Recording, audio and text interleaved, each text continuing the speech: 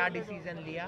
देखिए, सरकार ने सिर्फ एक छोटी सी छूट हमें दी है कि 40 का 30 कर दिया और 7 साल का 5 साल कर दिया। बाकी सब चीज़ें बिल्कुल वैसी की वैसी हैं। अब हम सरकार हमें कहती है कि हम आप लोगों को जिनका क्लियर हो जाएगा, वो कहते हैं कि हम एससीएमएस में जॉब दे देंगे, रेगुलर जॉब दे देंगे।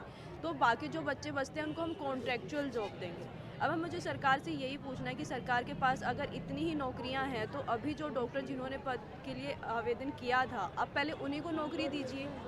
अगर सरकार के पास इतनी ही ज़्यादा नौकरियां हैं तो रेगुलर जॉब की, तो अब उन बच्चों की क्या गलती होगी? कुछ बच्चों को रेगुलर जॉब मिल जाएगी, कुछ को नहीं मिलेगी, तो उन ये हमें डिवाइड करने का तरीका क्यों अपनाए रहे हैं?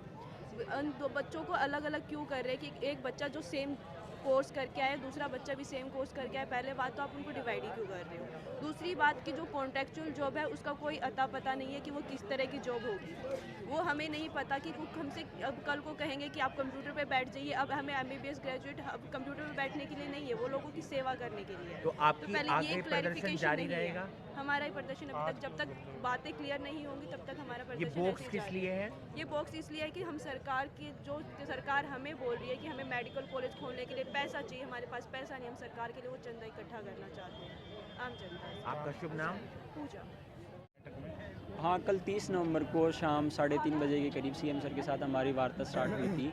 उसमें सबसे पहले हमारी स्पष्ट मांग थी कि हमें कंपलसरी सर्विस दी जाए, जिसको उन्होंने ठुकरा दिया। और उनका मानना था कि हम एक तरीके से कि डॉक्टरों की कमी तो हमारे पास है ही, परंतु हमें रिकवरी चाहिए।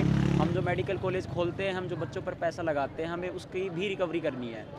तो एक तरीके से उन्होंने हमारे कंपलसरी पोस्टिंग के प्रस्ताव को ठुकरा दिया। ये हमारी मुख्य मांग थी। अगर हमारी ये मांग नहीं मानी जाती थी तो फिर हमारी स्ट्राइक कंटिन्यू रहनी थी। और एक दो मांगे जिस पे सीएम सर ने हामी भरी कि उन्होंने बोला कि हम 40 लाख से नॉमिनल सा घटाकर 10 लाख घटाकर 30 लाख रुपए कर देंगे। तो आप खुद सोचिए, 30 लाख रुपए भी एक मिडिल मैन के लिए अफोर्ड करना बहुत मुश्किल है। और जो 7 साल की बात थी, 7 साल से भी उन्होंने नॉमिनल सा घटाया है। उन्होंने नॉमिनल से घटाकर 7 से घटाकर 5 कर दिया, जो भी हमारी मांगों के एकदम विरुद्ध था। तो फिलहाल आपका क्या डिसीजन है अभी?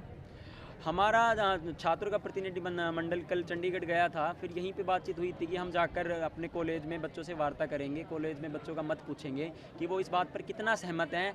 तो अभी पता चला है कि बच्चे पहले रिटर्न अश्योरेंस की मांग कर रहे हैं कि अगर रिटर्न में भी हमें कुछ मिलता है, जो कल मीटिंग में हुआ था, जो प्रेस कॉन्फ्रेंस में हुआ था, उसके बाद निर्णय किया जाएगा। आपने आज एक बॉक्स रखा है, उस बॉक्स का क्या महत्व है?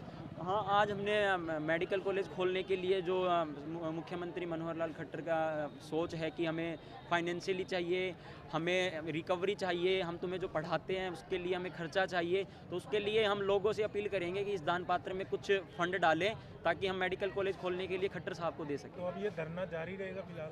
हाँ, अभी तक तो धरना जारी रहेगा। अगर इन फ्यूचर हमारी एक दो मांगों पर और सहमति बनती है तो फिर बच्चों का छात्रों का प्रतिनिधिमंडल इस बात पर विचार करेगा। आपका नाम? यश।